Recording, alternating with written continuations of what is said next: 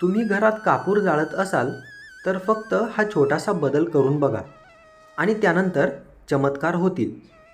चला तर मित्रांनो, आजच्या व्हिडिओला सुरुवात करूया. तुम्ही तुमच्या आजूबाजूला अनेकांना आरती किंवा पूजेदरम्यान कापूर जाळताना बघितले असेल किंवा तुम्ही ते स्वतः करत असाल. पण एखादी छोटी गोष्ट कापूरमध्ये मिसळून घरात ठेवली तर सर्व नकारात्मकता दूर होते. मित्रांनो, पुढे जाण्याआधी चॅनलला सबस्क्राईब नक्की करा, म्हणजे अशा नवनवीन गोष्टी तुम्हाला रोज ऐकायला मिळतील. चला तर आपण व्हिडिओ सुरू करूया. सनातन धर्मामध्ये पूजेच्या वेळी कापूरचा भरपूर वापर केला जातो. असे म्हटले जाते की घरात कापूर जाळल्याने घरातील नकारात्मकता दूर होते आणि घरात सकारात्मकता येते. एवढेच नाही तर कापूरचे औषधसुद्धा बनते आणि ते जाळल्याने घरातील किडे नष्ट होतात. घरामध्ये कापूरसोबत लवंगसुद्धा जाळल्यास त्याचे चमत्कारिक फायदे होतातच. चला तर मग आम्ही तुम्हाला सांगतो कोणत्या वेळी घरामध्ये कापूर आणि लवंग जाळायला हवा, ज्यामुळे तुम्हाला महत्त्वाचे फायदे होतील.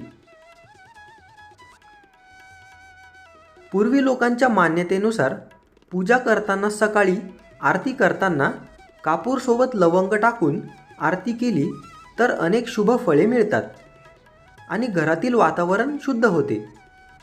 इतकंच नाही तर संध्याकाळी लवंग घालून कापूर लावून आरती केल्यास आरोग्याला सुद्धा त्याचा चांगलाच फायदा होतो. यासोबतच घरातील दुःख आणि रोग निघून जातात.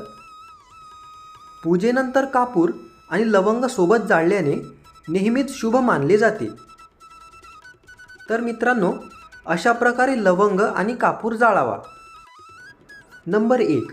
संध्याकाळी एका भांड्यात कापुराचा थोडासा तुकडा ठेवा.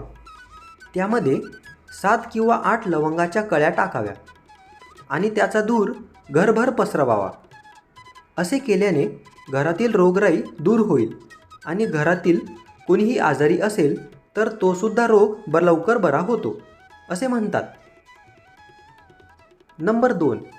एवढेच नाही तर तुमच्या घरात शिवलिंग असेल आणि तुम्ही सतत 40 दिवस लवंग अर्पण करत असाल तर तुमची सर्व पापे नष्ट होतील आणि तुमचे वाईट कर्म हळूहळू सुधारू लागतील. तुमची इच्छा असेल तर तुम्ही सुपारीच्या पानात लवंग, वेलची आणि सुपारी गुंडाळून गणपती बाप्पाला सुद्धा अर्पण करू शकता. नंबर 3. जर तुम्ही फारच समस्यांशी झुंज देत असाल तर घरामध्ये किंवा कामावर काहीही ठीक होत नसेल तर त्यापासून सुटका मिळवण्यासाठी प्रत्येक मंगळवारी हनुमान मंदिरात 5 लवंग आणि कापूर एकत्र जाळावे. यामुळे तुमच्या समस्या हळूहळू दूर होतील. मित्रांनो, व्हिडिओ आवडल्यास व्हिडिओला लाईक, तुमच्या फ्रेंड्स आणि फॅमिलीसोबत शेअर आणि चॅनलला सबस्क्राईब करायला विसरू नका.